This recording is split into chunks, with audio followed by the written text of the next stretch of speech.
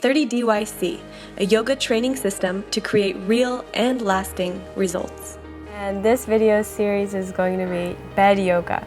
Over the years, I've been releasing bed yoga videos, and people email me all the time telling me how much this impacts their life. Some people... And take a few breaths.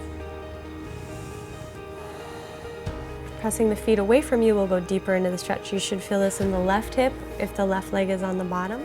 And if you want to go a little deeper, exhale, fold to the left. Lowering the forearms and the prayer down to the bed on the left side of the knees, melting into it. The knee all the way across. Right arm out to the right, right knee down to the left side of you. If you have a lot of flexibility, you could reach down for your foot and then binding here. So that's a deeper option. Inhale.